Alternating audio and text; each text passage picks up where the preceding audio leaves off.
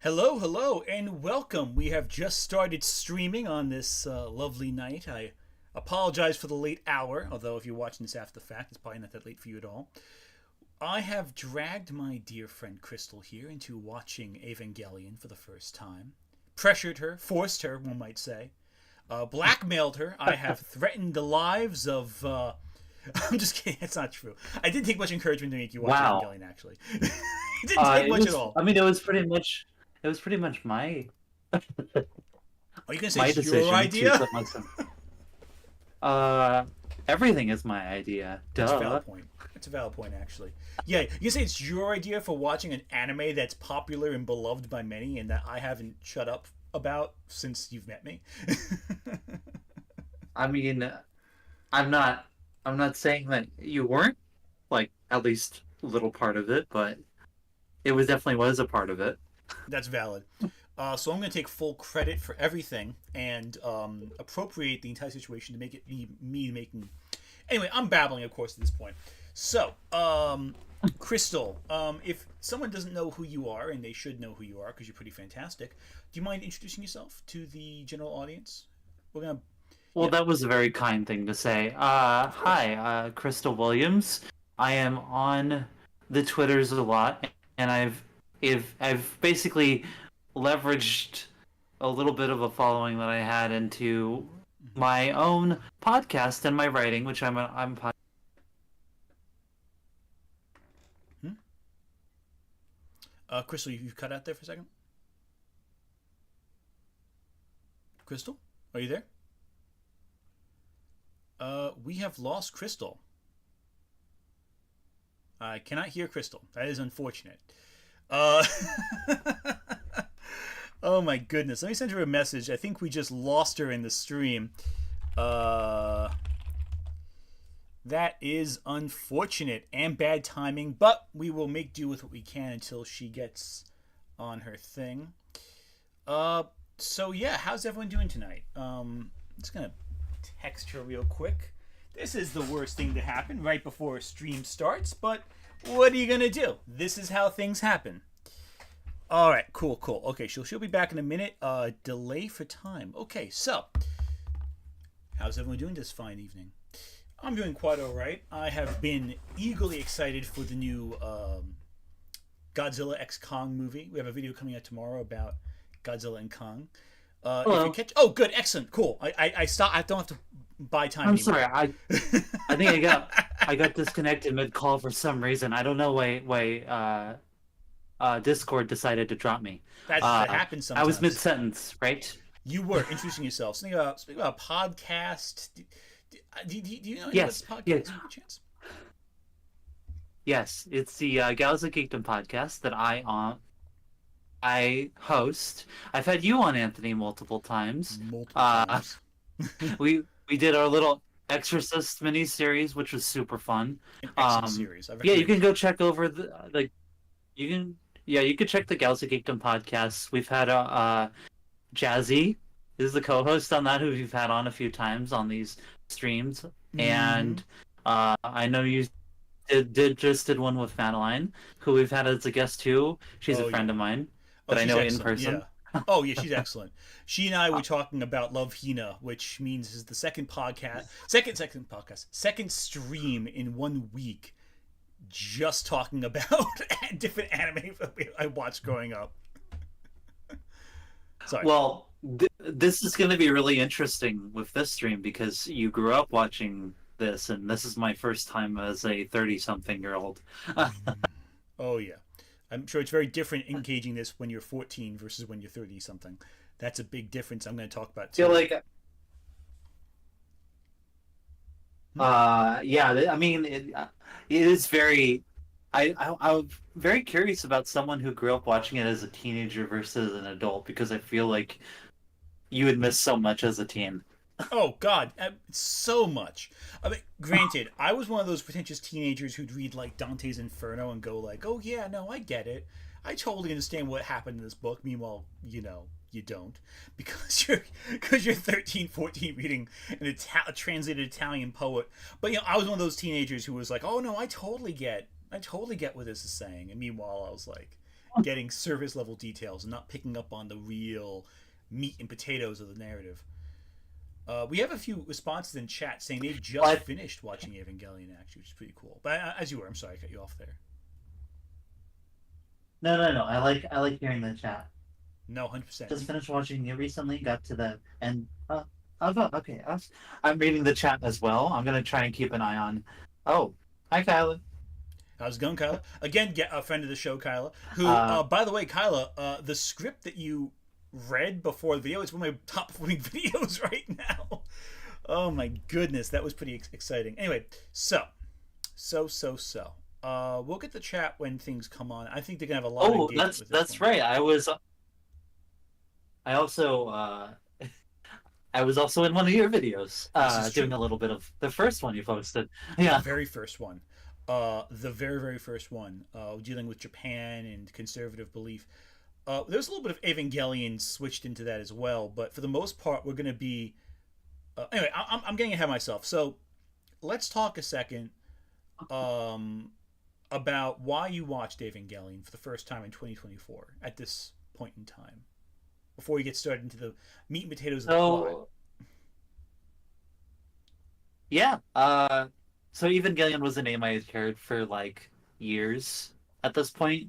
But I am not in the anime scene in terms of fandom like that much outside of like picking up occasional films or shows every once in a while, that I either heard recommendations or just like some rumblings about. I don't dive deep into anime like in general, uh, probably because I don't have as much time to devote to it.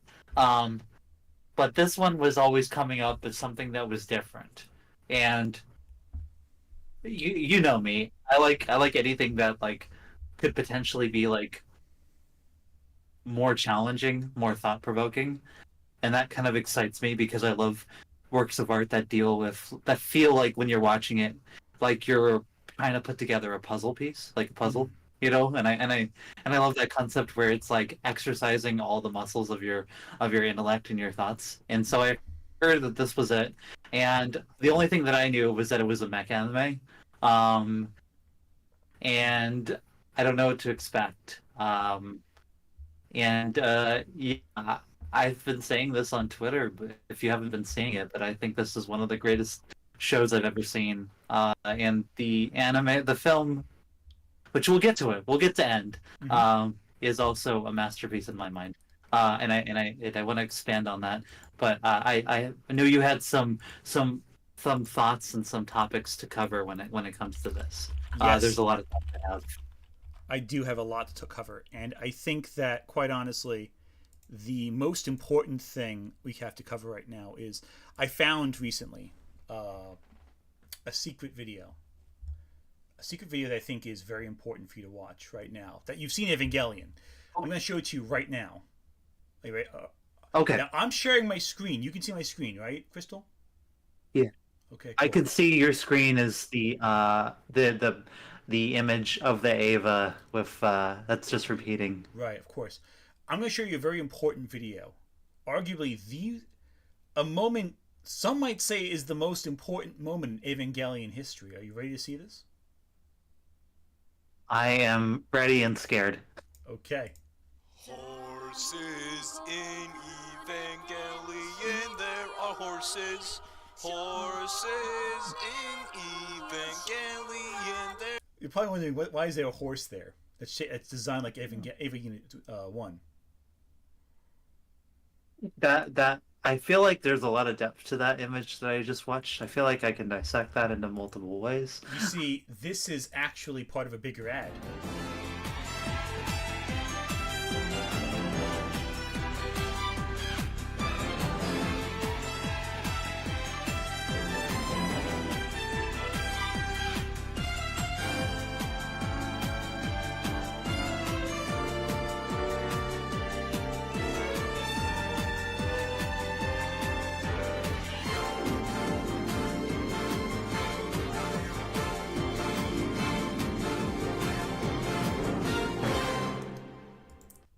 Does that explain some things to you, Crystal?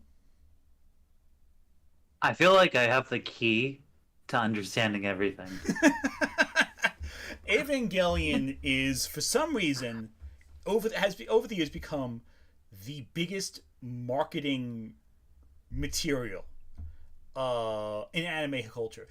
You can live entirely off of Evangelion merchandise for at least a few years. Oh, wow. Straight through. You have Evangelion coffee. You have Evangelion toothpaste. You have Evangelion boxer shorts. You have Evangelion forks and knives. And forks designed like the Lance of Longinus, in case you really want to be terrible to yourself. You have Evangelion shaving razors. And you're probably wondering, Anthony, is there an ad of an Evangelion shaving razor where Gendo Ikari shaves his beard off? And the answer is yes. Yes, there is. This is a real ad. This is authentic.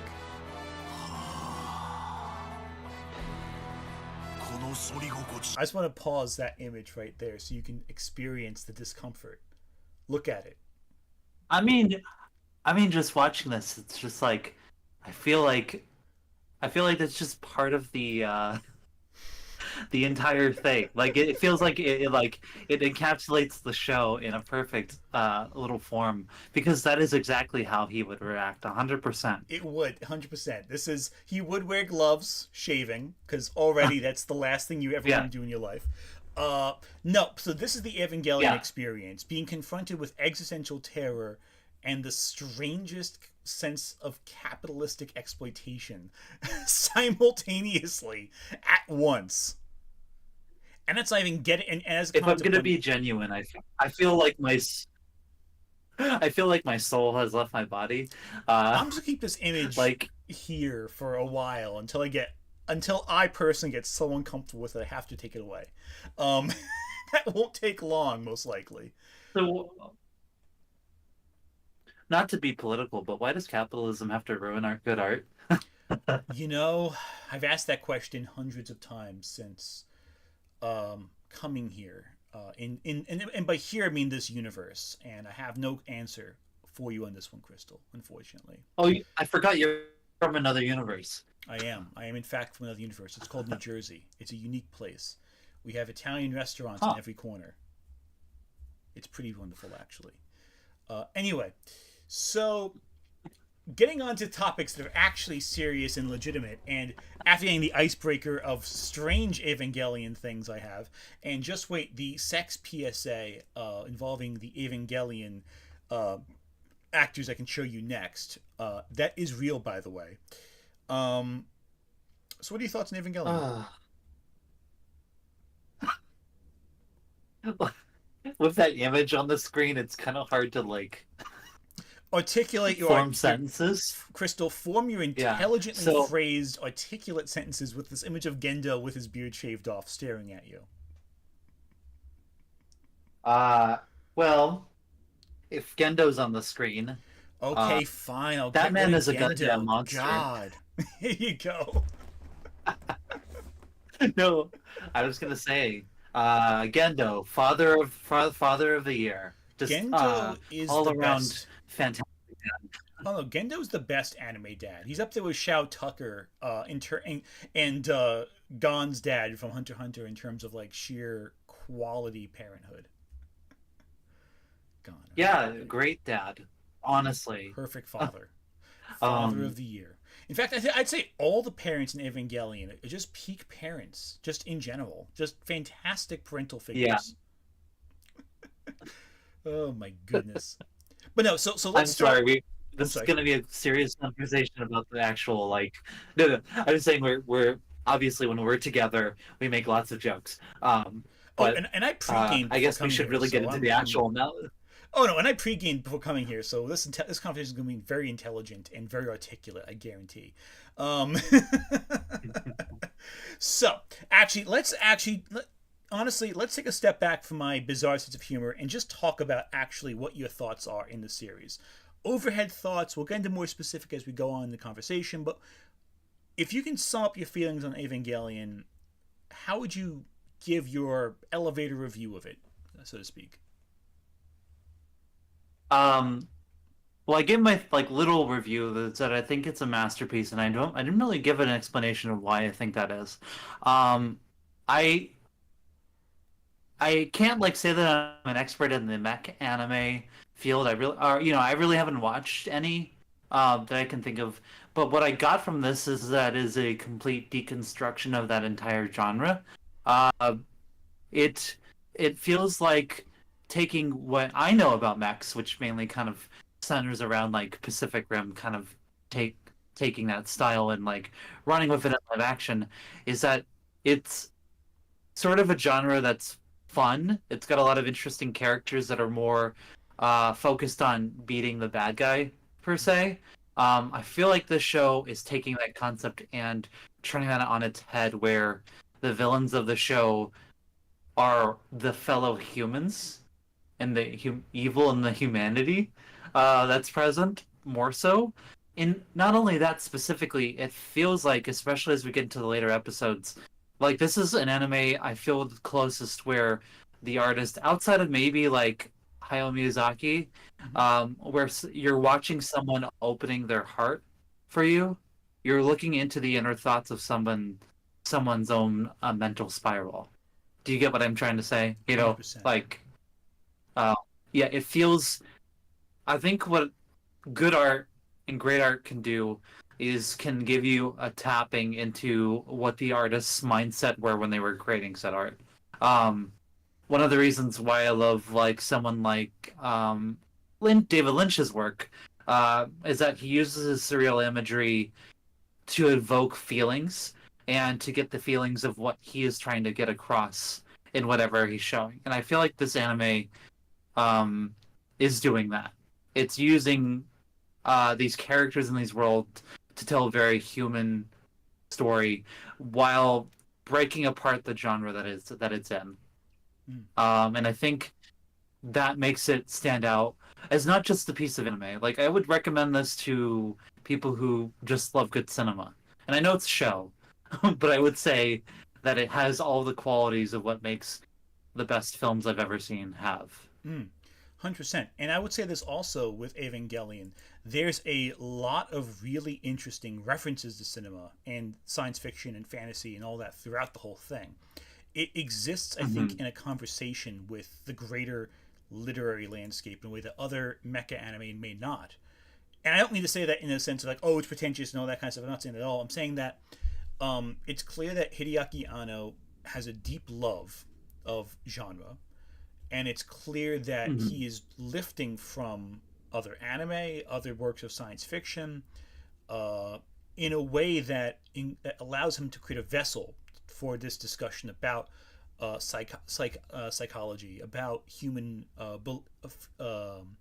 insecurities, in a way that I think is very profound. And I think I saw Kyla left a comment earlier in this video saying that she revisits Evangelion at any given moment in her life. Like as she reaches new milestones, she'll review Evangelion again or rewatch Evangelion. And I feel that's a very powerful statement because Evangelion's an anime that at every age you hit, you appreciate it from a different perspective. So when I watched it as a 14-year-old, my perspective was with Shinji, Asuka, Rei, Kaoru, Toji, that perspective, because they're teens, I'm a teen, I'm seeing it from that viewpoint. As a early 30s adult, my perspective has shifted, so it's more Misato, Ritsuko, Kaji, and as I get older, I'm sure I'll be seeing it from Gendo or Fuyutsuki's perspective, which I find horrifying personally, but I'll go with that.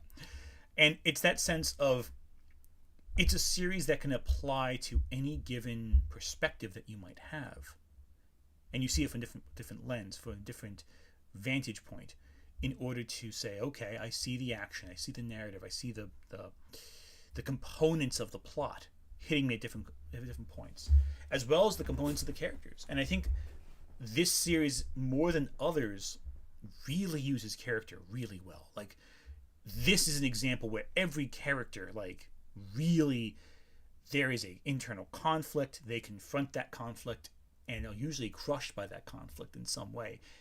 And because of that, you sense this vulnerability that's beyond just the external conflict of the plot. It's the internalized vulnerability of each character's own personal insecurities coming to destroy them. And there's something about that in a fantasy series. Well, I say fantasy, but science fiction fantasy, that really resonates, I feel, in a way that other shows simply don't. But yeah, no. So I think yeah, I'm sorry, I cut you off there. No, I'm saying I completely agree. I think one of the most interesting things the show does is that it's got these moments where it builds up to them piloting the Evas, Mm.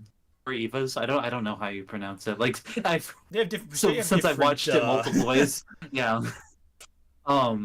I would say like in a normal sort of, from what I understanding of mech shows, you build up to the battles, right? You build it up. This show, it feels like it's kind of doing the opposite.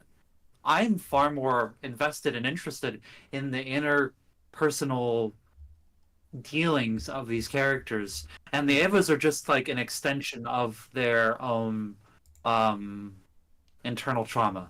I would Mm. say. I would say the real meat and the action of the show is not the battles; it's the human conflict, and I find that fascinating in a show that's essentially a staple in the mech genre. But Mhm. it's, like I said, a deconstruction. So it does like the complete opposite of what you expect. And I Mhm. think that's what sticks with me more. You know, it's But uh, even then, the fights, the action sequences themselves are really well constructed. Even though it's not the focus, they still put a lot of effort into yeah, I agree. constructing a really interesting conflict. But you're right; it's usually supplemental to the real conflict of the story, which is the internal character arc. And by the way, we're getting a comment here asking you, Crystal, which version did you watch? The ADV dub in subs or the Netflix dub? I know the answer to this already, but why don't you explain?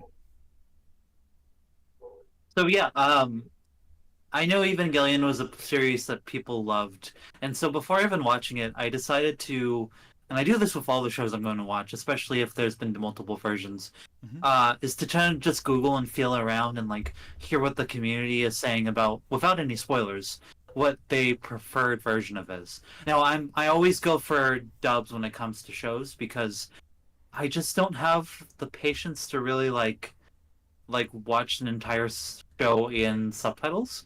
It's just my thing. So dub was already the go to. But I remember hearing and saw people saying that they thought the I don't know what company did the newer dub. It's the Netflix. 2019 version, the one Netflix. that's so Netflix produced that one. Okay, Mm-hmm. so that one's currently on Netflix.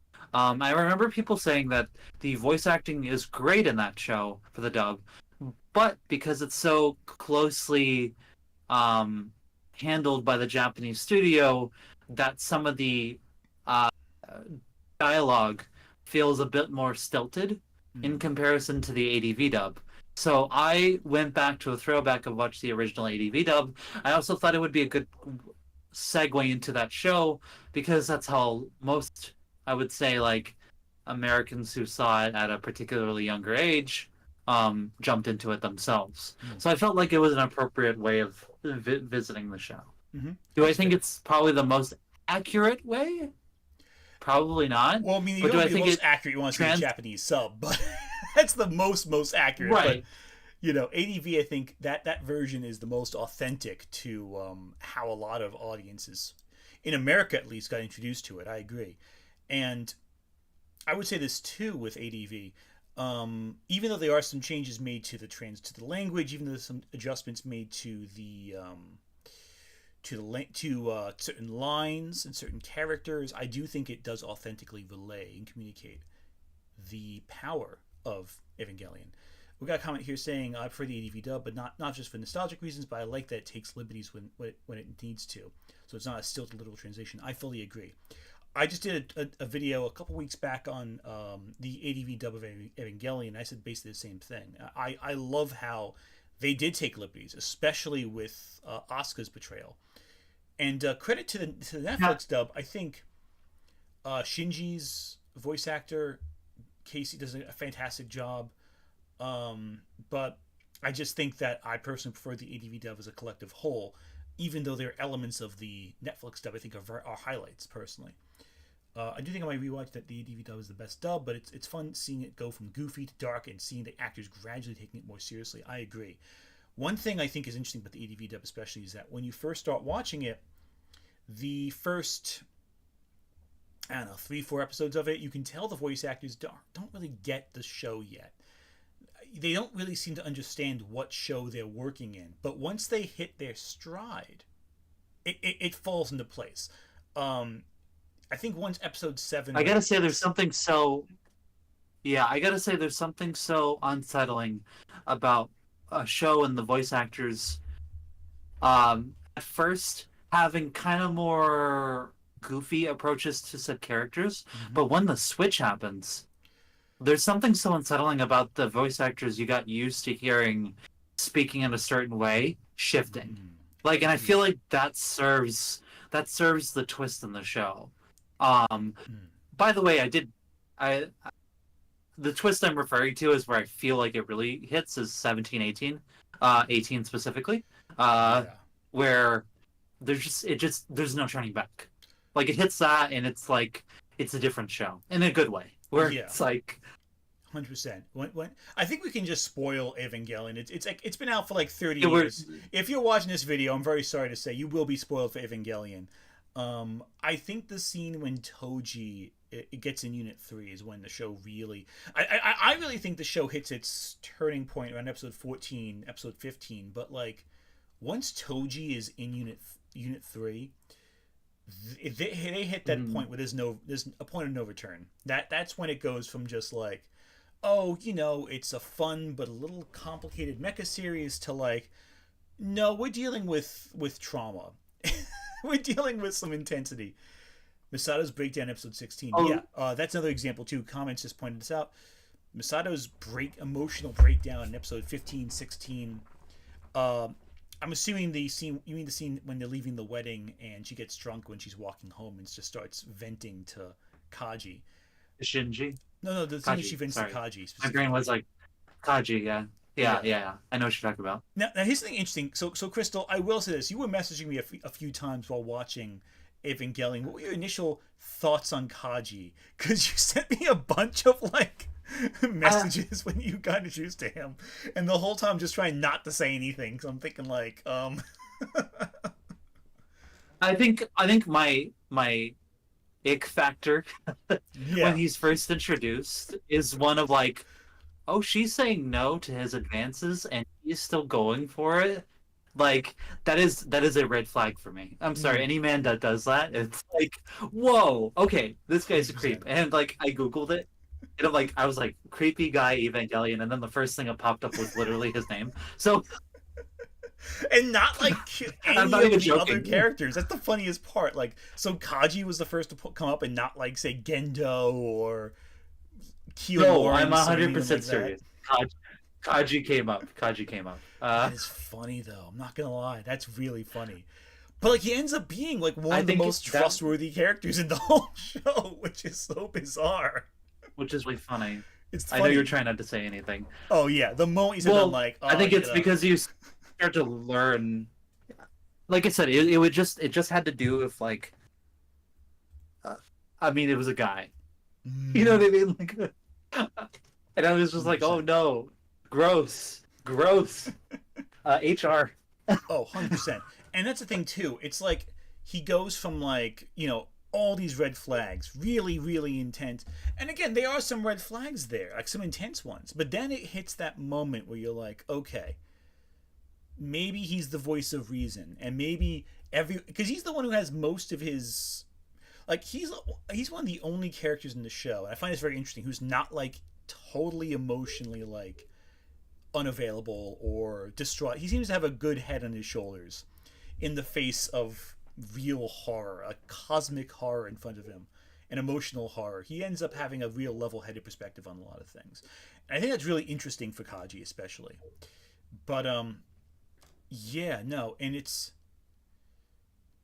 very interesting in that sense, especially when you deal with Misato and Asuka and Shinji. And although I find it funny how Kaji like offers so much support for like Misato and Shinji, and like Asuka, who's hanging off of him, he just kind of doesn't know what to do there. I mean, to his credit, he never really he doesn't really give in to Asuka. No, Which other anime, which 100%, 100%, and that's a good thing too, I think. So I'm actually curious. So Crystal, when you were watching the show, what characters did you identify with most, if any? And if you didn't identify with any characters, let me know too. But I feel like it's a good conversation to have with Misato. Misato, yeah, Heartbeat. I think Misato.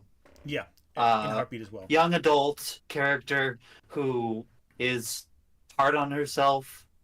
Um, I found it really powerful how she's a character who, instead of dealing with her own traumas like head on, she tends to throw herself into sexual relationship as a way to distract herself from the actual like issues that she has been in some ways.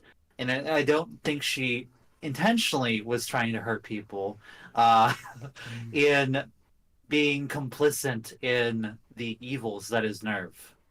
Yeah. And she's not kind to herself at all. That's a thing too. It always resonated me about her character. She's very unkind to herself. She doesn't treat herself well, and that's really sad and also very relatable. Her apartment's a mess. She doesn't prepare herself decent meals. She's always fixated on work. She doesn't have a good sense of human relationships, and it's tragic. It's a real tragedy to a character that's so human and so relatable, and that hurts to watch sometimes. Yeah. Um, I mean, like early on, her her drinking or whatever she was doing in her own apartment was kind of played as a joke, but as you get later in the show, it's just like, oh, this is just sad. Yeah, it gets increasingly less funny the more she drinks, the more you spend time with her. Like her whole fridge is just beer, and there's nothing else there, and that's so heartbreaking because at first you're like, oh, it's a gag, oh, it's funny, aha, she drinks a lot, and then you like realize, oh no, this is to fill a void in her life. And it's so heartbreaking. And then you get to know her personality, her backstory. And you think, oh, well, she's just a really good major. And you'd realize, oh no, she's obsessed. This is her Moby Dick. This is her white whale that she's pursuing in order to escape her own pain. And that's so heartbreaking and so sad and so human in so many senses of the word. And I find it very heartbreaking how a lot of fans will boil down her character just, oh hey, she kisses Shinji in that one scene, and oh hey, she's just okay. I do want to talk about the kiss with Shinji because I think that's really interesting. It is interesting. There's a lot there, and there's a scene in episode 23, I think, too, that's interesting as well, where she like tries to comfort I'm gonna let Shinji. you talk for a second. Oh, of course. Yeah, I'm gonna let you talk for a second. I'm just gonna run to the bathroom quickly. Oh, no, just keep talking. I'm gonna be like back in 1 second. Sorry, No I kind of ran inside when I started the stream, so. Understandable. So, for anyone who has not seen Evangelion, who hasn't seen it in a while, there's a scene in episode 23. It's right after Rei 2 is detonated, and Misato tries to comfort Shinji. She goes up to him and like tries to offer him some sympathy, but she only knows how to help. She doesn't know how really to address this, and so engages Shinji in a way where for a second she realizes that her autopilot instincts were to treat him like a sexual partner very quickly, and it's deeply unsettling and deeply quick, and she's disturbed by it just as much as the audience is, where she's like, what was I just doing just now? And like it's kind of autopilot instincts for her. Like her instincts to respond to trauma is hypersexuality. And so when she sees herself doing this, even she has like a moment of like, what was I just doing? And it's heartbreaking to see that because she's so screwed up and so she's so traumatized and dealt with so much trauma that her emotional response, her instinctual response to any trauma is hypersexuality in any instance. And it's sad and it's reflective of the greater tragedy of her character in so many senses of the word. And it's a heartbreaking moment when you see that for the first time, when you see Misato really coming to realize that she has bad coping mechanisms for her pain. And when you conflate Yeah. this, oh, you're back, awesome. I was just saying Misato No, has no, bad coping mechanisms. no, I've been. So the good thing is I have I have Bluetooth headphones, so I Oh, heard there we every word you were go. So you've saying. heard this whole monologue. It's excellent. Good, good. So when you Yeah, get to End yeah, of yeah, yeah. Eva, So then yeah. So you know what I'm going to say. When you get to End of Eva and her response to the is kissing Shinji in that one sequence, there's a few ways of reading that, and I think the shallowest reason is just she's hitting on a 14-year-old. I think it's a very shallow reason, even though it's an easy joke to make, and out of context it applies. But I think the interesting angle to look at that is from how she's responding to trauma, and how she is trying to respond to others' trauma, but also how she is deflecting from trauma, in that sense of the word. what I find interesting about that moment of the kiss is that watching it twice this last week in both the 80 or the I guess it was a manga dub, but it's a voice cast. I guess it was called. Was it? Yeah, so manga. It's still the So manga did the dub for End of Evangelion originally, but it was directed by Amanda Wynn Lee, I believe, who was from the ADV dub. that's the one I watched. Yeah, that's the version that was popular for a while. And most people from the ADV dub came back for this dub, with a couple exceptions.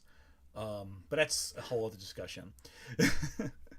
I watched it in Japanese and I watched that scene in there, and that is a really interesting point that you're bringing back around to her first sort of response to traumas or throwing herself into sort of sexual relationships. Mm-hmm. I think that is a very valid reason. I also never got the feeling after watching it twice this past week is that this is any satisfying for her to do that for him. I felt like it was a way to try and, in her understanding, to try to push him to do what she feels like he should do, if that makes sense. 100%. I feel like it definitely wasn't like any passion for her. I felt like it was a desperate attempt for her to get him out of his like just not being there state. Like he's just not there. Exactly. And it snaps his attention into focus too. Yeah, and I feel like the sexual ethics of the show is really interesting because like I feel like other anime would just play it like off. You know what I mean? Like, make jokes, do certain things, whatever. I feel like the use of those uncomfortable moments are very purposeful and they're very pointed. You know, I don't feel like this is an oversight. I feel like that kiss in particular is not a like an actual sexual moment. That has nothing to do with that moment. It is quite literally a ploy by her to get him to do what she wants him to do is the right thing. Or is that the right thing? I don't know. There's a lot of complicated thoughts about that. I 100% agree. It's very... I don't... Yeah. So I mean, like... No, you're good. I feel like it pairs really well with the famous hospital scene in that movie, too. Yeah. Which... I don't know if we're ready. Are you ready to talk about that? I feel like I should talk about the character. I feel like I should talk about Shinji and Asuka first, because I feel like those are the two. With the hospital scene, those are the two components, and I think Shinji and Asuka are some of the most interesting characters in Evangelion as well. What are your thoughts on Shinji as a protagonist first? I guess we should go with him, since he is the central protagonist. I feel like Shinji is, in some ways, while I think all the characters are, a sort of self-insert character, and I don't think that's inherently. I don't think using that is a negative. I feel like he is a springboard character for the whole show's emotional themes, especially of depression, of self-loathing. I feel like Shinji is a character whose main purpose is to be a reflection of the artist's mind, really. Agreed. And I feel like Shinji is the central, the key character understanding what the hell the show is about. Mm. Like, if you don't get Shinji, you you won't get the show. Agreed Do you, entirely. do you get what I'm? Oh, Yeah.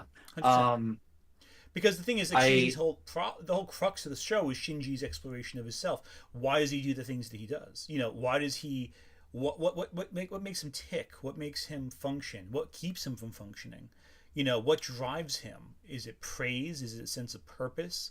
Does he have to find his own sense of self actualization? No, 100%. And I think one thing with Shinji too that I think is so compelling is that while he is very vulnerable, there's a lot of strength there that I think a lot of audiences, when they first watch Evangelion, overlook. You know, there's the gag that, oh, get in the robot, Shinji, da. But, like, you know, he only refuses to go in the robot 4 times in the whole show. When he's first introduced by to the it, way, it's like, by the way, would inherently not wanting to get in the robot are people using that as a crux against his character? Because I feel like being in Eva is like evil and damaging. Like, yeah, I never feel like when they're in the Evas, it's not a good thing. yeah, Like no. like other mech shows, it's like, yeah, we're doing the thing. We're beating the bad guys. We're taking things. We're taking control. We have power.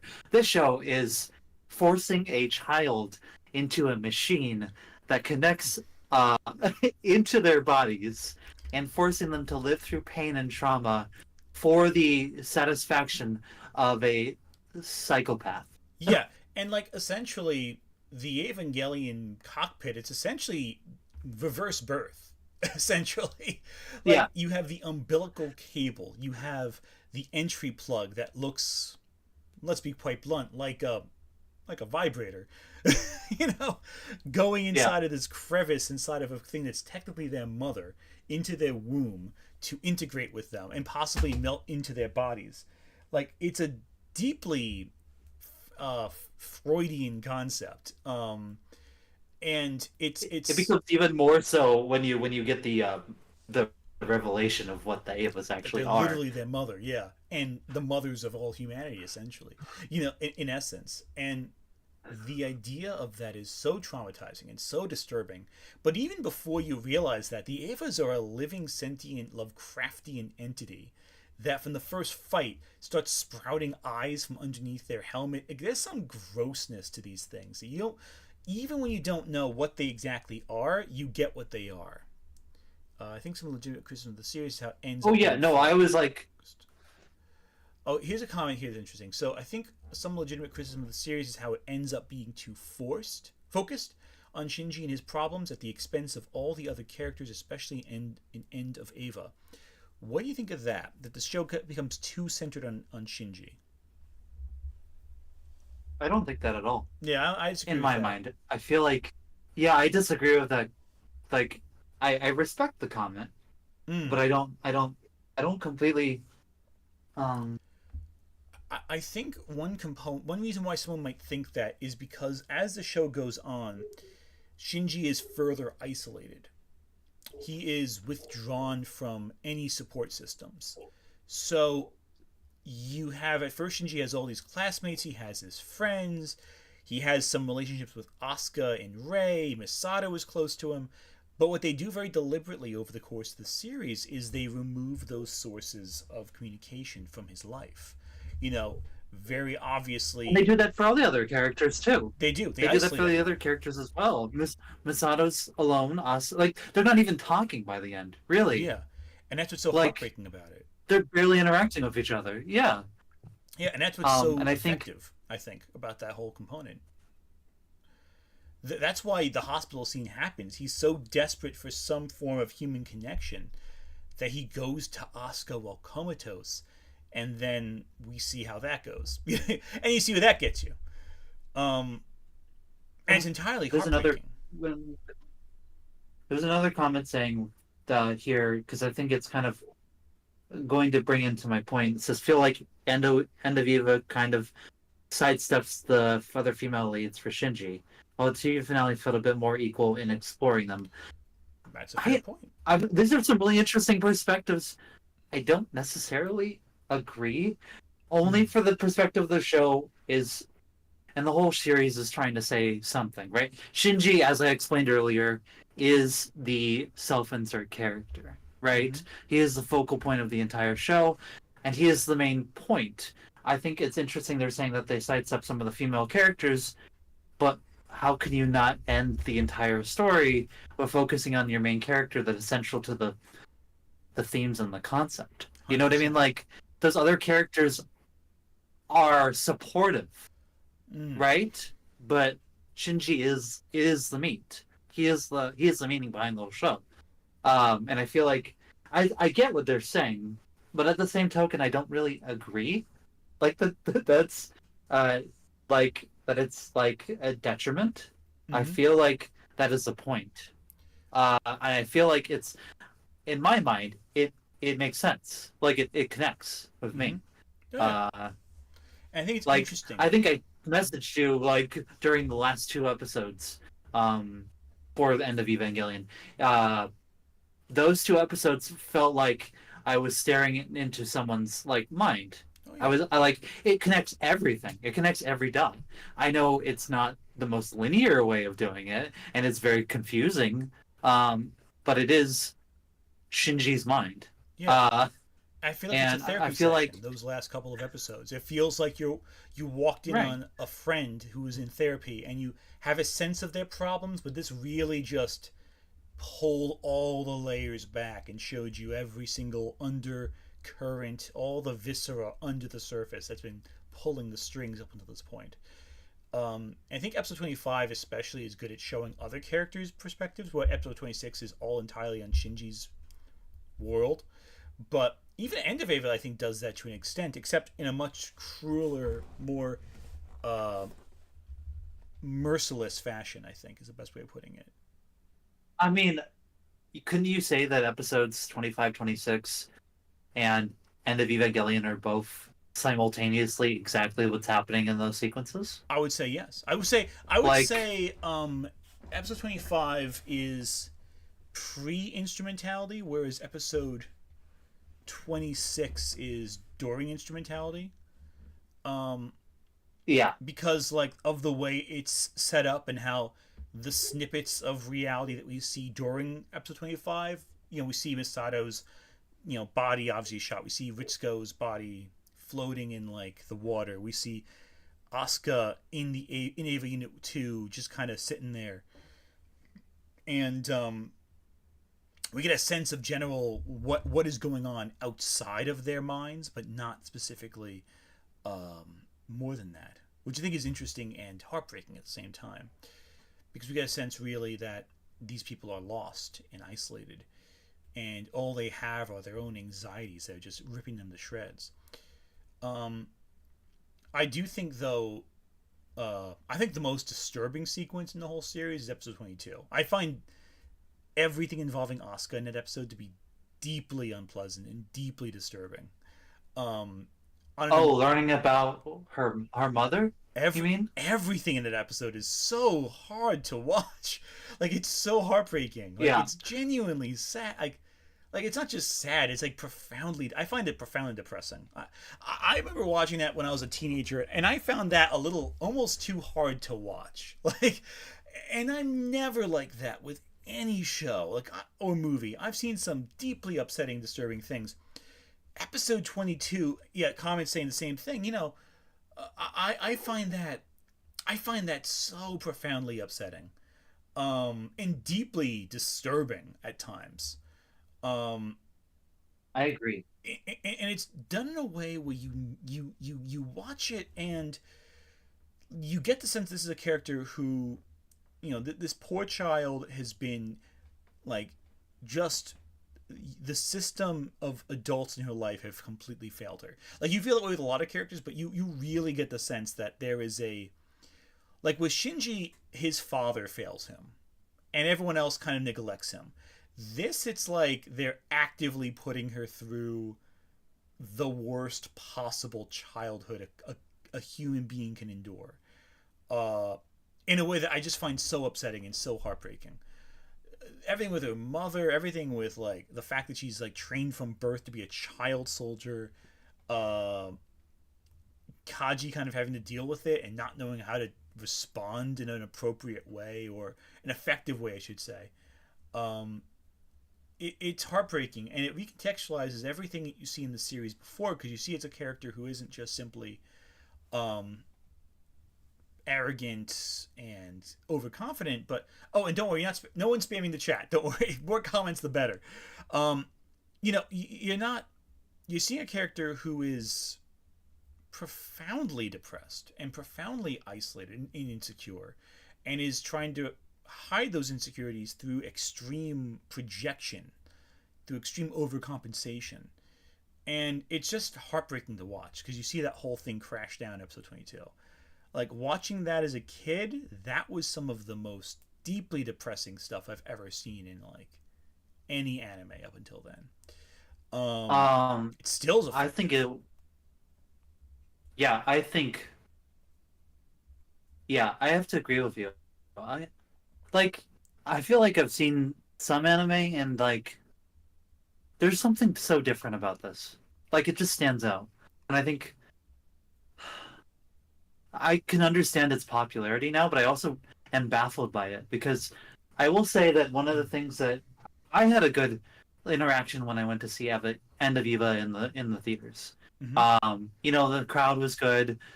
There was some weird, uncomfortable laughter in the front row, but it wasn't like anything like too bad. But the stuff that I've seen on like TikTok, after like looking up things, Mm-hmm. I feel like people are refusing to engage with this show in what it's trying to say. Yeah, And I feel like that's deeply disappointing. Like, I really, I'm frustrated by the ways in which people don't understand the show. Like, yeah, I feel like people watch it and go like, this is the Evangelion fandom in a nutshell right here. A lot of people not getting it. And also, I might add, a lot of people becoming hyper fixated on like stuff that's really nebulous. Like, for a while in the Eva fandom, especially as someone who like, and again, some of the memes are coping with some of the deeply disturbing stuff. Like, you got to have humor in the face of horror. But there were a lot of weird copes, a lot of weird incidents in the fandom that I'm going to introduce to you, Chrystal, because you're unfamiliar with this. I'm going to just make sure this is appropriate before make sure this I find an appropriate version of this before I show it to you. Yeah, I'm just not going to. By the way, midstream, I got Discord closed on me. So if it keeps doing that, I'm going to keep coming back in. Yeah, which is why I went quiet for like a minute, but that's fine. Still alive. Good. That's a relief. Okay, so what I'm going to do is I'm going to just show you. Might as well go into it. There's a very famous doujinshi called Evangelion Retake, and the reason why I'm having a hard time finding appropriate artwork is because of this is okay. This is all right. New image. Okay, cool. This is fine. This is an image from Retake right here. Let me see if it's clear in the stream. So yeah, this is Retake right here. Retake is essentially a doujin manga where Shinji is transported to the beginning of, I think it's like right after he gets swallowed up by the one angel who like is like a big circular sphere in the sky. And he's basically, he finishes the whole series and gets brought back to like the start of the show to redo the whole narrative, to have a second go at it. And he makes choices that that conceptually might be better off and lead to a better ending. And, hijinks ensue, as well as teenage pregnancy. But that's not important. It is a hentai manga. One that I think, when you're like a kid reading it, you're like, oh, that's cool. But as an adult, I'm like, who wrote this? Why would you ever write? Thankfully, there's an all ages version. So if you want to read it without the hentai, you can. thankfully. But I think it was very interesting because it was an example of the. I think I'm okay.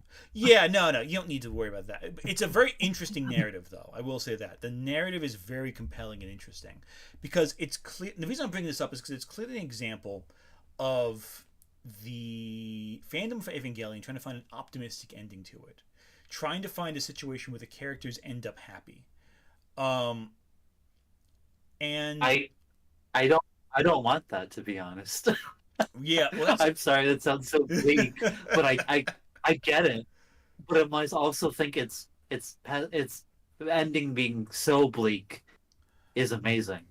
I'm gonna be honest. I think it's incredible. Yeah. Oh yeah, no. When End of Eva happened and it was that bleak, as again, 14 years old watching it for the first time, I didn't have a response. I just sat there staring at the little computer monitor I was watching it on. Again, the whole we watched Lucky Star on like 240p and 3 parts on YouTube. That's how we watched Evangelion. You know, we just sat there staring at the screen going like, what did I just... I didn't say, what did I just watch? I just kind of had no response. That was how like flabbergasted I was as a result of watching the original End of Evangelion. And to see a lot of this reaction from fans at the time, and after, looking for justification, looking for a reason why that transpired the way it did, it's heartbreaking. It's genuinely heartbreaking because... And again, we had... Evangelion has a lot of endings. And there's a lot of spin-off material as well. And it could have been much more depressing. Because End of Evangelion's ending, Chrystal, I'm not sure how much you know this or not, but it's essentially... There's a... End of Evangelion, the end of that series is heavily inspired by both Space Runaway Ideon and Childhood's End. Do you know these? Are you familiar with these stories? No, not familiar. Okay, so let's start with Space Runaway Ideon because it's the easier of the two to explain the similarities to. So Space Runaway Ideon is one of the anime made by Yoshiyuki Tomino, who did Gundam. And Yoshiyuki Tomino, in case you don't know, has a nickname, at least had a nickname in the early 80s, 90s, and 2000s anime fandom. Kill 'em all Tomino. I will let you guess why he earned that name. The end of Space Runaway Ideon, it's another mecha series where they find a legendary mecha that's like just doing some crazy awesome stuff. And really, really cool mecha. Has this really cool thing it does where it fires lasers from like all throughout its body that I'm pretty sure Hideaki Anno lifted when doing Shin Godzilla later on. So there's a sequence. First off, it has a movie ending where the last couple of episodes they ran out of budget. Sound familiar? And they released a theatrical ending after the fact in response to popular demand. And it ends with everyone in the universe dying. They're all dead. Oh. Every single person in reality dies. Including the children, who they show in graphic detail getting killed. I will not show you that image because I don't want YouTube to demonetize me, but that happens in Space Runaway Ideon, and it's deeply disturbing. Awesome. And I'm pretty sure that I am reasonably certain that Anno drew inspiration from that when coming up with End of Evangelion. And again, I would say End of Eva is a little more optimistic than Ideon, but you know, what are you gonna do? And there's a bunch of different things it draws. As a lot of fans on Eva, the Eva Wiki here pointed out, 2001: A Space Odyssey, constant references to that throughout all of Evangelion. Yeah. There's a ton of 2001 references, but that's not the only Arthur C. Clarke novel that Anno drew from. I would say a bigger reference is Childhood's End. Childhood's End, do you know what that is? Childhood's End? Not super familiar. Childhood's End is a novel by Arthur C. Clarke where aliens come to Earth. And they create a utopian society for mankind. Of course, just a couple small things. They start taking over human society bit by bit. They manage to. The aliens look like devils, horned Christian devils. Oh, okay. All right. Now this is starting to like be familiar. Yes, Oh I yeah. do know this story. And they decide to take all the children away from mankind. And it turns out what they're doing is preparing humanity for a blending of sorts, a loss of individuality in order to merge with this greater hive mind. Sounds familiar. Oh yeah, no, it's very easy to draw a comparison between the ending of Childhood's End and the instrumentality sequence of End of Evangelion.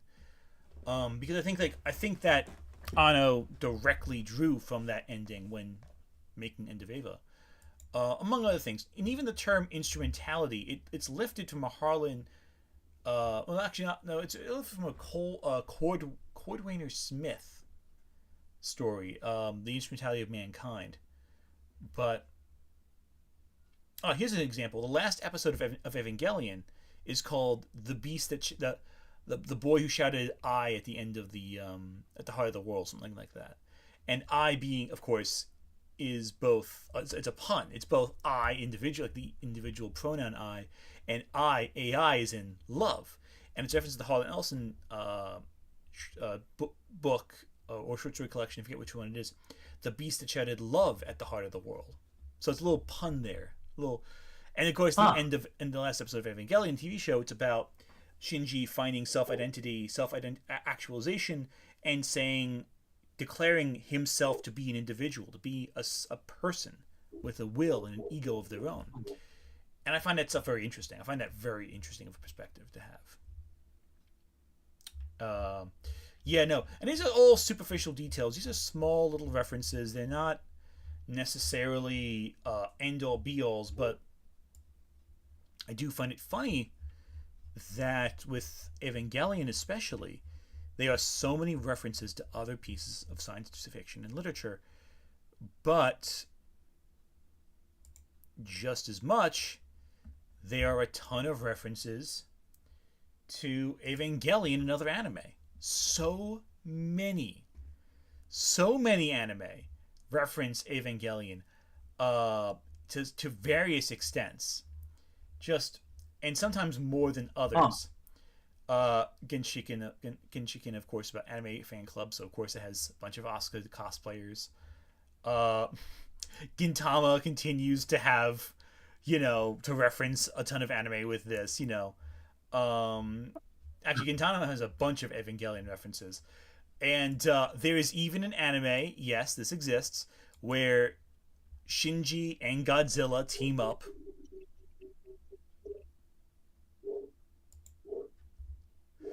And it's pretty cool, I think. Again, this is all stuff that, as a longtime Eva fan, I get really excited about. And again, actually, there's one character I realize I haven't even asked you once about yet. And that's Rei. Who? Rei Ayanami. The most popular character in Evangelion for decades. I feel like you have the same amount of things. I'm gonna be honest. Yeah, right? Same. I it's hard to like pin her down as a character for me. It's hard to even say anything about her because she's more of a plot. Like I personally feel of all the characters in Evangelion, she is the one I'm the least interested in discussing in depth because she is more a cipher than anything else. You kind of project your feelings onto her, Yeah. Yeah, she's such a hard character to piece together. Probably because literally she's just like body parts. Mm-hmm. And comment, and I do see a comment, Vision. Yeah, the rebuild does Rei a very different direction. I think it's really compelling. I think the manga too does something not quite to the same extent as rebuild, but I think the manga does Rei really well. Rebuild does Rei really well. But the original series, she's very ambiguous. She's very uh, she's a little hard to pin down in a lot of senses of the word. I think is interesting in that sense. Sad too. She's very because again she's shaped by her experiences, and so when you get to episode 23, when Rei 2 is destroyed, you're left with Rei 3, who's so alien because she's not shaped by these experiences. Those things you've learned with Rei aren't passed down. And because of that, Right. you really get the sense that there is a superficiality to some people who just see all the Reis as the same Rei, essentially. But also, you notice what you lost more when it's missing. You know?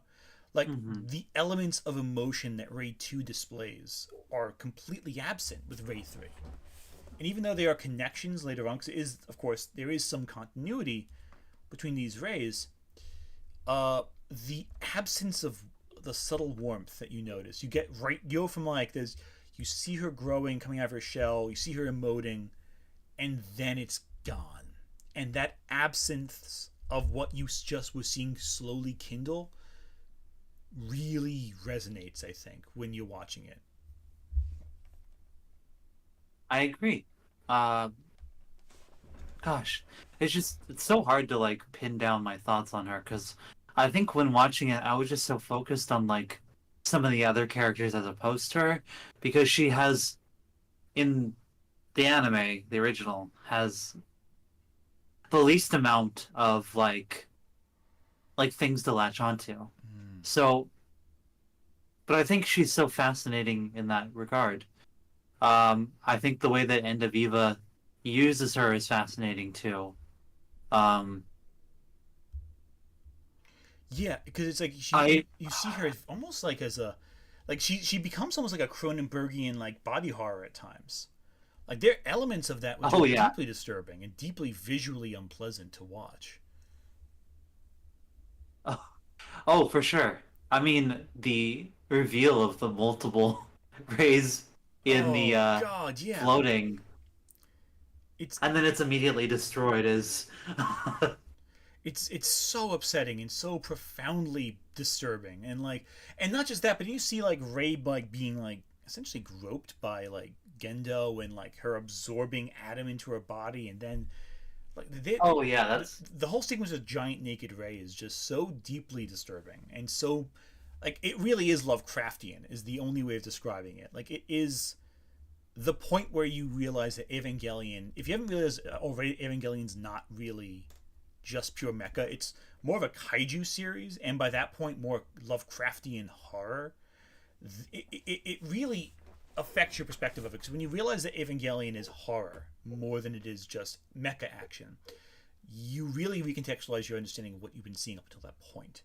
Because it's not simply just, oh hey, they're fighting the giant monsters, ah, it's cool. It's they're fighting alternate versions of humanity, what people could have been, coalesced into these weird.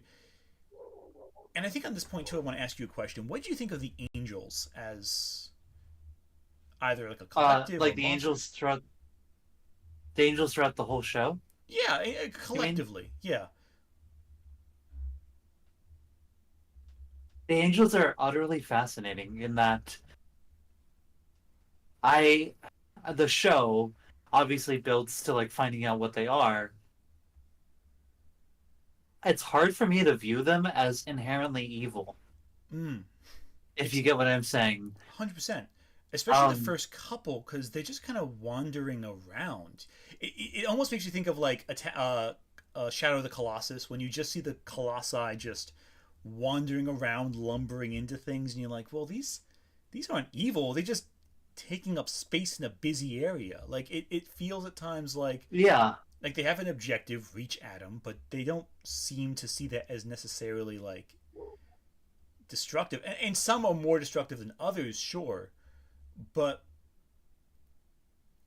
I mean also as they change over time too. Like they take on different forms, and I have a theory about the angels that I've always kind of interpreted when I'm watching it, that I don't think is like, I think that's kind of canon, but what do you think of how the angels seem to change from point to point in the series? Like, do you think there's like a trajectory of sorts? course, it's You mean like Kaoru, an but evolution? yeah, like their methods are altering somewhat. It does feel like they get as the show goes on, they're progressively more intelligent. Mm, that's true. I think that's Um, as well. Um, I mean, by the time we get to Cairo, then yeah. oh yeah, very Um, much so.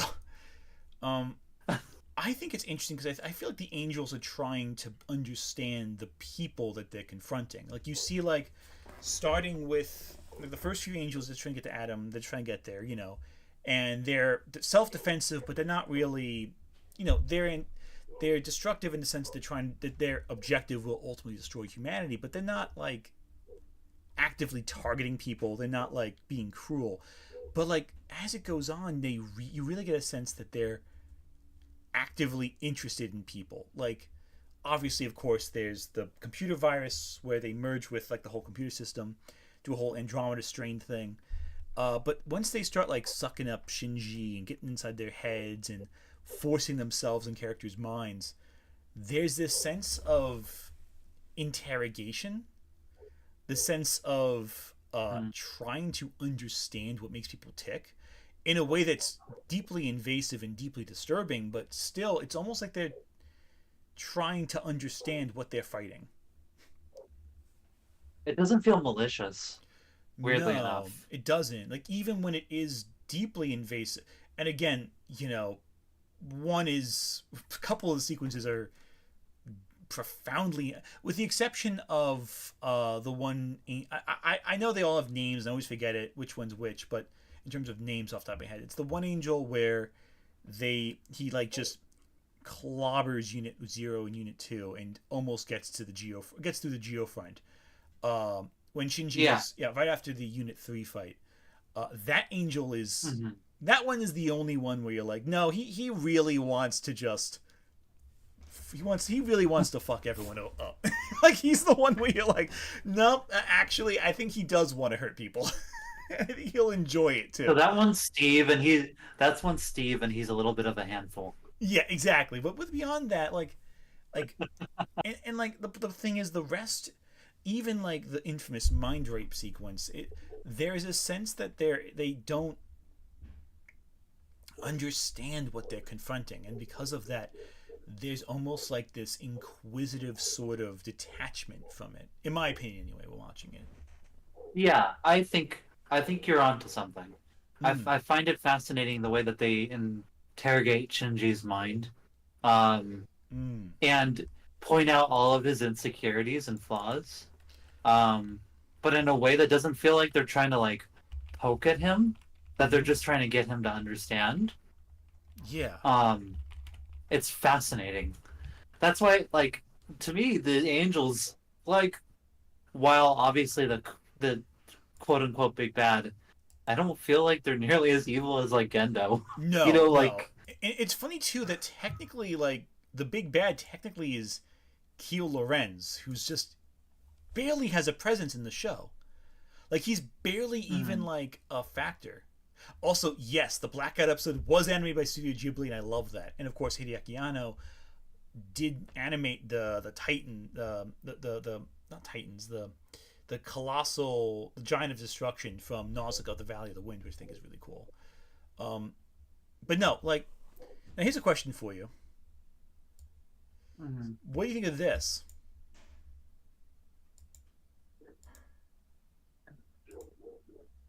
Hey, let me adjust it slightly so you can get a good look at that in chat. What is this? What if I told you this is a panel from an officially licensed Evangelion manga? But why? This leads to my next question I was going to ask you this entire time. This is a Uh, manga. I think it's the Shinji Ikari Raising Project. It's like a high school AU spin-off manga where it's just what if Evangelion if just high school. that And sounds deeply uninteresting to me. oh, it's just fan fiction at its heart. Uh, Charming fan fiction, but it's fan fiction. And Rei and Asuka form an alliance to keep Shinji from turning gay, because they're afraid of Kaoru.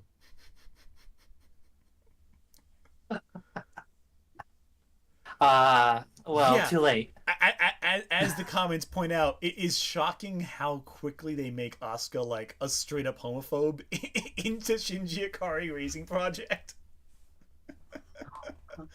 Like basically half the hijinks of this series are her trying to like conversion camp Shinji to keep him from turning gay. Which begs the question: a popular fan theory. I feel like I should discuss. I feel like this could make a video essay in itself. Maybe for Pride Month, I'll bring this up. What are your thoughts? A lot of people have theorized that Shinji um, reads as an egg, as a trans woman. And the reason for that, a lot of people have theorized that is because of the influence behind Shinji's character. In case you don't know, Shinji Ikari is designed. And this is a panel from. Let me just open this image up in the tab.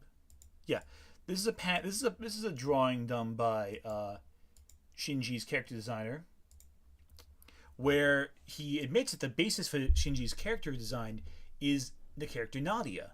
Nadia from Nadia and the Secret of the Blue Water, which was Hideaki Anno's previous series with Gainax. Basically, if you've seen Atlantis: The Lost Empire, it's that.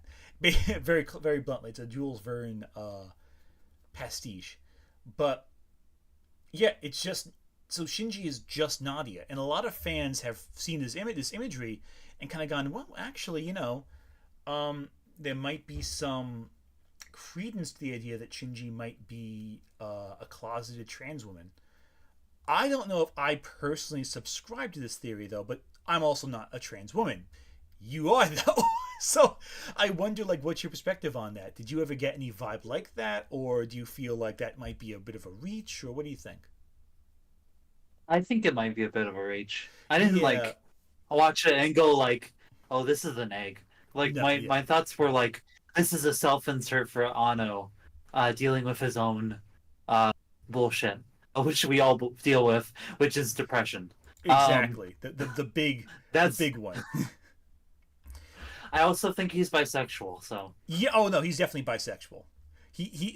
That's one I'm like fully on board with, because like he's definitely attracted to Asuka, and Rei. Or pansexual, I guess. I don't know if Pan. I think definitely bi. Because his relationship with Kaoru is nothing if not a little closet. He's a little closeted there. I do know that Madeline May did think that Shinji's a trans girl, so you can argue with her on that one. Maybe that'll be the next stream, arguing over I whether or just not never, Shinji's I trans. never, I just never got the feeling. Yeah, Like, no, that wasn't in my head. But I don't agreed. I don't personally see feel that. I like see him more as gender in the show is fascinating. I think gender in the show is fascinating, but I also don't think Shinji's gender super matters, if that makes sense. Yeah, it doesn't. I think there are some interesting angles where there's a lot of traditionalists gender roles in the show at times, but it's never framed in a way where it's like positive. Like a lot of characters are reinforcing gender roles, but it's always followed with some horrible like. The version that comes to mind immediately is the one episode where Shinji's like has like a bit of like he scores well on the synchronization tests, and so it's like doing all this like mild macho nonsense, and then 5 seconds later gets like swallowed up into the shadow realm. Like I've forgotten. They're like he's wearing Asuka's clothes too. No, not Or that they're one. wearing the Not same that one. I'm outfit. thinking of a different one. I'm thinking of he's wearing. Oh, that's right. In episode the 7th episode, something like that. He wears Asuka's. The 8th episode, he's wearing like Asuka's clothing to get into the wearing Asuka's plug suit to get into the into Eva Unit 2. But I'm thinking of the episode scene in like the later on where Shinji is swallowed up in the big Rorschach angel, and like right before he gets swallowed up in it, he's all like, "Oh, it's a man's duty to go out and Do this, and then 5 seconds right. later gets his ass kicked in like seconds after saying that. It's like he maybe flew too close to the sun there, I think, a little bit. And yet, as Chat's pointed Right. out, Oh, by the Shinji's friends are like some of the most like Toji. As much as I love Toji, he is just such like Kuwabara from Yu Yu gross. Hakusho minus the Spirit Sword energy. Yeah. Oh, keep talking. I'm gonna be back in 1 second. I'm gonna mute myself. Okay. Oh, of course, of course. And Kensuke, right? That's the other friend. He is such a military otaku. I feel like he's another one who I like more in the Netflix dub. For some reason, his ADV dub gave me a weird impression of the character where he was like more incelly, whereas like later dubs, it's more like just a charming dork. I think it's an example where the performance can really change perspective on how a character is and sounds. Um, Also, them selling, like you said, them selling photos of Asuka, and yeah, that was weird. That's a weird thing they add in, but that's also not. But that's also not uncommon in anime. I always think of Ranma One Half, where the middle sister, she's selling photos of both Rama and Akane for low profit. So I think it's like a common trope in anime during the 90s for whatever reason, selling photos of like the person who everyone in school thought was attractive, which is so weird and so uncomfortable. And I love one thing about that is where you see Asuka's reaction to it, and like there's the superficial response she gives at first, and then in private when no one's looking, she's like just completely repulsed by it. Like that's a very interesting contrast, I feel, with the show and how they deal with that. And I think it's really reflective of the character writing in Evangelion, how they really show you the dichotomy between what the people are actually feeling and how they present themselves, because presentation is so important. It's a lot of existential philosophy in Evangelion, where they go into the focus of the self that you Also, present how those versus characters just yeah. kind of like, yeah, how those characters just kind of disappear. Oh Like, yeah, that too. They also disappear because Toji loses an arm and leg. He pulls on Edward Elric there and loses an arm and a leg, and that's very upsetting too. I mean, I'm okay with that because it does them just being gone just kind of like highlights the isolation. You know what I It mean? does, yeah. There's no like group of very stereotypical like anime teen guys who are horny all the time. Uh, like there's no that like quote unquote lightness There's no or at levity. least levity of what. Yeah, and it's just gone. And like that's where the show for me goes from like really really good to like phenomenal, like that like sudden tonal shift. And I feel like it was building there, but when it happens, it still catches you off guard. 100%, and it's like it's just so deeply it really hits you hard, and you're just completely off. You just have no idea what to expect next. Like you're just completely, from that moment on, you realize the show has no limits it won't hit, and it just gets worse and worse and worse and more extreme as it goes. And this element at End of Evangelion in particular is so deeply upsetting, and so disturbing. And the fact that there's really a lot of unanswered questions. A lot of people see it as a fault in the series, but I personally see it as a positive. Because why would the characters know some of these things? And when you look at the show as a cosmic horror, the lack of questions, the lack of clarity actually enhances what you're watching. Because not knowing things is sometimes more horrifying than knowing them. In fact, it always often is. And not knowing things like how some of the mechanics of the world function, it still makes sense. You're never like really lost. It's not important.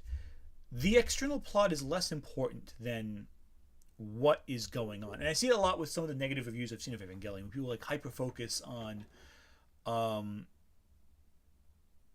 the lore, when the lore is not really important. It's a character story first and foremost. It's not really about how Well, the angels biologically function. It's about how the characters respond to the angels. That's the more interesting angle of the story. about human emotion. It's not about lore and plot details. And I think getting caught up in that, you lose the focus. You lose the point. Agreed. Um, Yeah. I think having these things unanswered is frustrating, but it's the right level of frustrating where you don't need it. Mm-hmm. You just need everyone's reaction to it. I think the way that they dump lore is really interesting. You kind of just have to keep up, and I Yeah. find that fascinating. I Like, love. there's no like this is exactly what's happening at this exact time, or this was exactly what was happening. Mm, It's more like this bad thing happened, and these are how these characters are dealing with that. mm-hmm. I do love though how they do lore dumps though in the series because it's so like they know you don't care. They know that the characters don't care. Like my favorite sequence of lore in the series is like early on. There's the scene where they're in the classroom with Shinji's teacher, and he's just explaining the popular understanding of second impact, and all of the kids just don't care. They're all on their tablets. They're all just messing around, and he's explaining this whole thing, and the kids just ignore him. And the scene's focus isn't even on what he's saying. It's on like the messages the kids are sending from their computers to the other computer, and like it all fades to the background. So you actually stop listening at a certain point, even though it's all this detailed lore explaining some of the concepts, because it just that's how unimportant it is. It's just not relevant.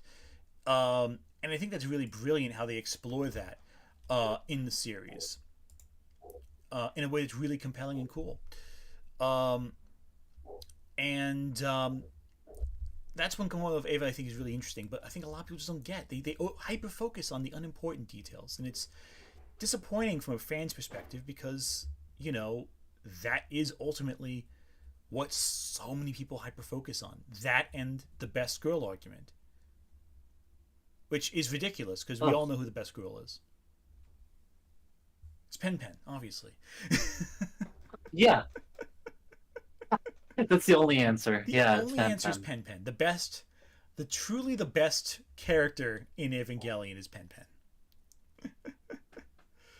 Oh my goodness! But I think we've covered a lot so far. I think and there's gonna be tons of things I think of later to ask you because it's such a complex series.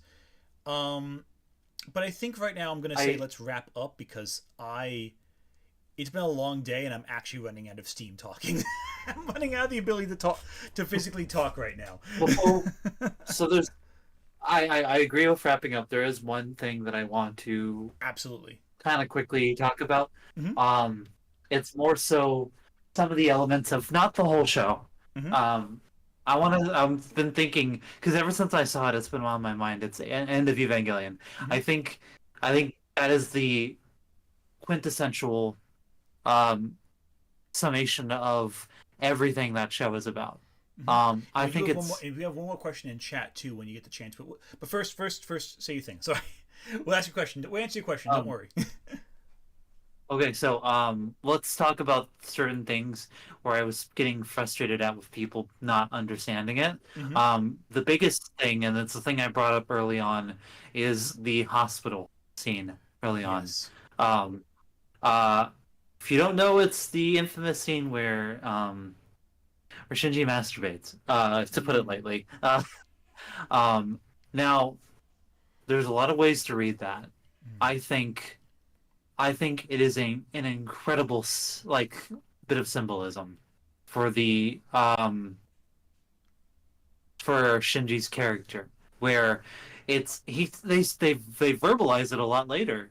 He Mm-hmm. hurts other people, or at least he believes he's hurting other people in a way of not essentially processing his own feelings. I feel like doing that is a very brutal Mm. uh, reality of that sort of concept being pushed across. And so many people online were like making really weird jokes or like just not understanding it. And Mm-hmm. it frustrated the shit out of me because I was just like, there's a larger meaning that you're totally missing, like Yeah. by doing that. Like there's a lot of weirdness with that too. Like for example, there's even a Pokemon Oh, it's ship named after. uncomfortable. There's a Pokemon ship named after that. It's called Coma shipping. And it's Wow. because like the characters name, there's a character named Hikaru and Shinji in Pokemon. They're two separate characters, and they ship them, and that's called coma shipping, which is just.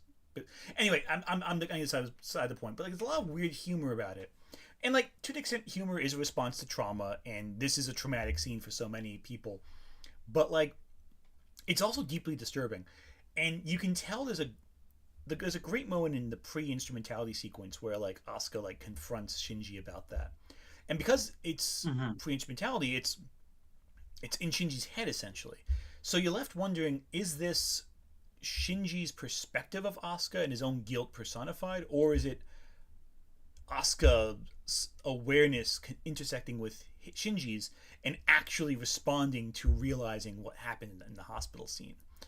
And it's so deeply disturbing because both options open up the door to some really dark and unpleasant, disturbing possibilities.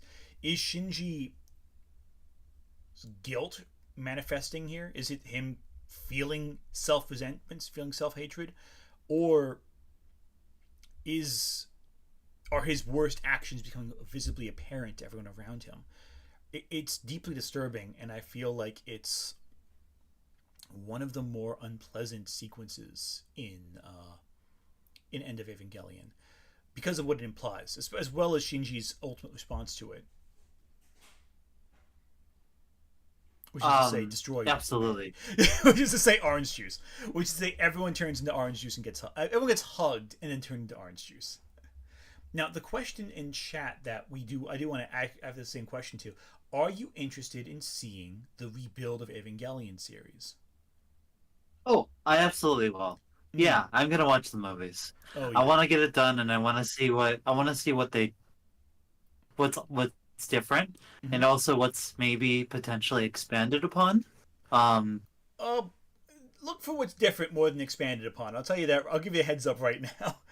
That's the thing. I have mixed okay. feelings on Rebuild collectively. I think on some level, it's really fascinating and fun, and it's a lot flashier. Like the animation is very like high budget.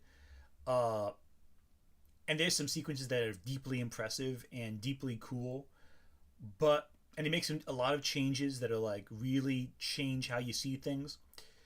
But I also think the limitations of the original series lent itself to being more character driven. Uh, Hmm. but that's my opinion. You'll see. Watch the rebuild films, form your own opinion. I think they're good films. I think they're really good. I just don't hold it personally to the same level I hold the original series. But that's my opinion, and it's not. And like with all things with Evangelion, it's not the only opinion. One of the great things about this series is just how many people have different perspectives on this series as a collective whole, and I think that's really cool, and that's really something interesting. But yeah, no. So Um, and I will definitely be checking this out. And I got one more thing about End of Eva that I love, or two more things. oh, there's so Before many you're like things. actually No, okay. yeah. One, the entire sequence in live action was really trippy when I went to see that in the movie theater. Oh, I can Watching, imagine in a theater, especially. like, it just felt like the movie was reflecting back at me in a Mm. way, where the last two episodes of the show, you're looking inward, where I feel like you're looking into Anno's mind, and I feel like this movie is purposely holding a mirror up to the audience for you to look inside yourself. And I think that's really fascinating. Um, I did I did cry in the theater watching Misato die. Um, Yeah, yeah. with That's so her last heartbreaking. words being about It's uh so heartbreaking and so sad. yeah. And I think that was good. I didn't get emotional for Asuka, but That was just just disturbing. because I feel. it's just disturbing. And the last shot, I think it was so surreal seeing the credits midway through the movie, Mm. but in a weird way, having that happen and then the second half happen and the ending just cutting you off completely hits you harder, I think. Yeah, that right Like there. just the It way feels it like you're watching ends, it just episodes. like You know? It does, but I also think the intentional way that the credits aren't at the end, where it just cuts. Like in my theater, literally the screen, like the movie stops playing, and I was like, "This is actually kind of brilliant." And I wonder if having the credits afterwards, if it would still leave that much of an impact on me, like the him choking her, Mm. and then that's it. Like there's something so powerful about that, and I was bold and I loved it. Now here's a question: did you ever hear the the pregnancy theory?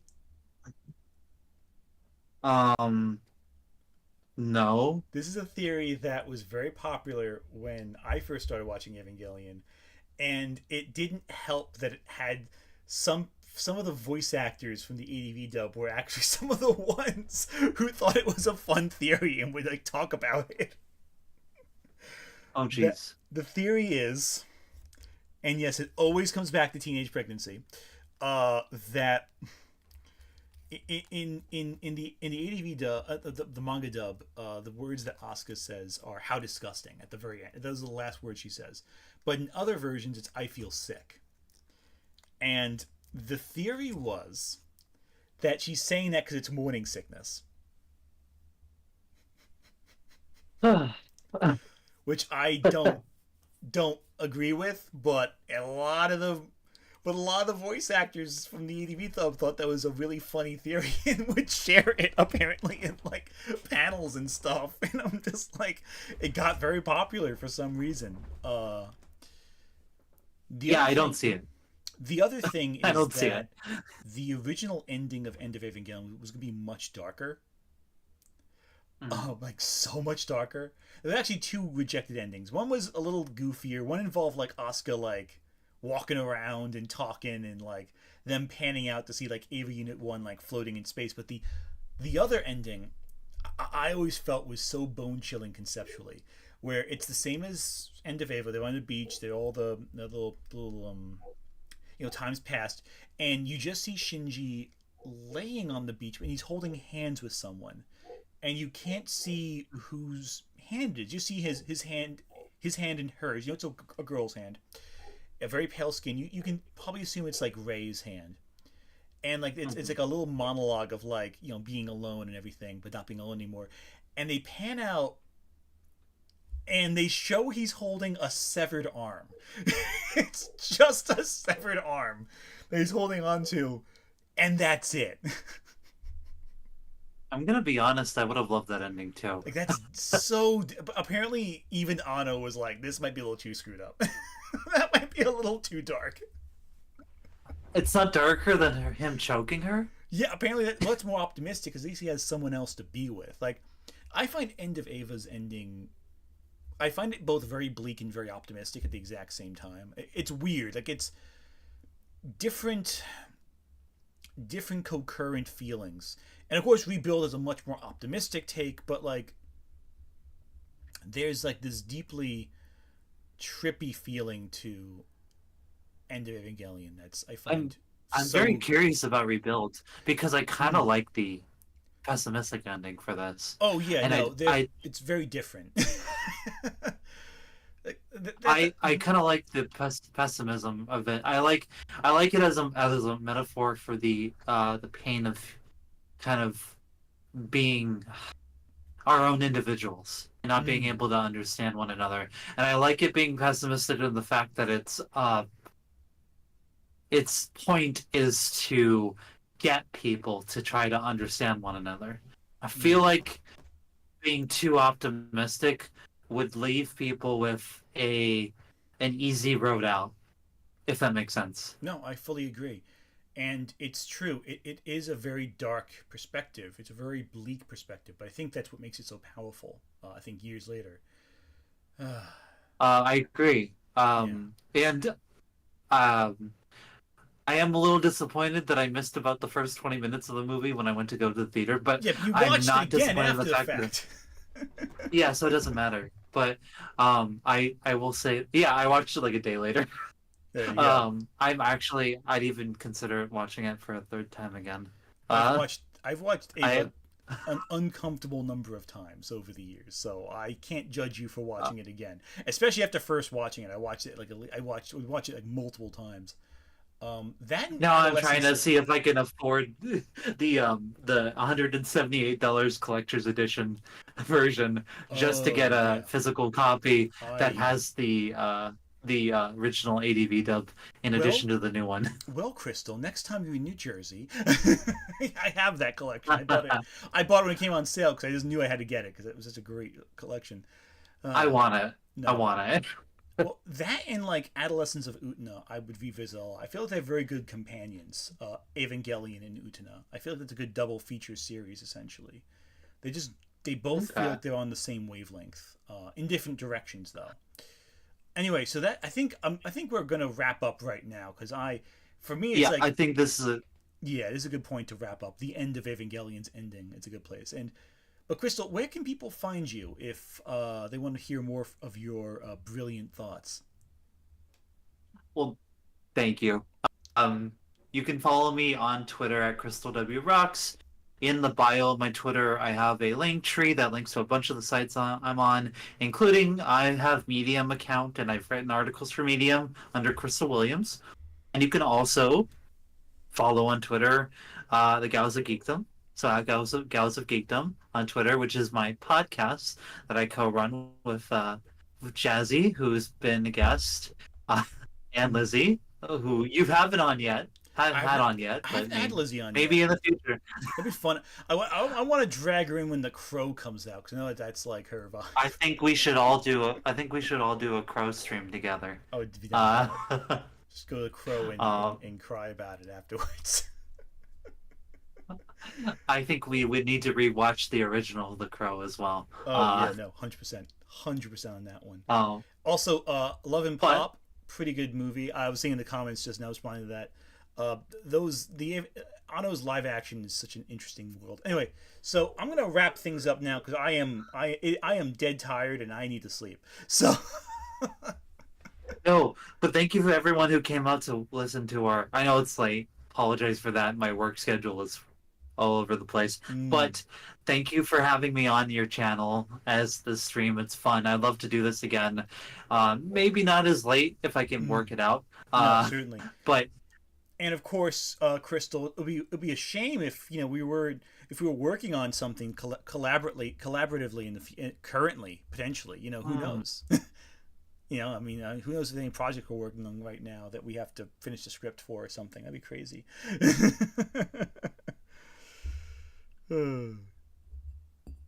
I see the lack of response there, Chrystal. I see how it is. Okay, so I'm going to wrap the stream now. Thanks everyone for joining us, or if you're watching after the fact, thank you for tuning in, and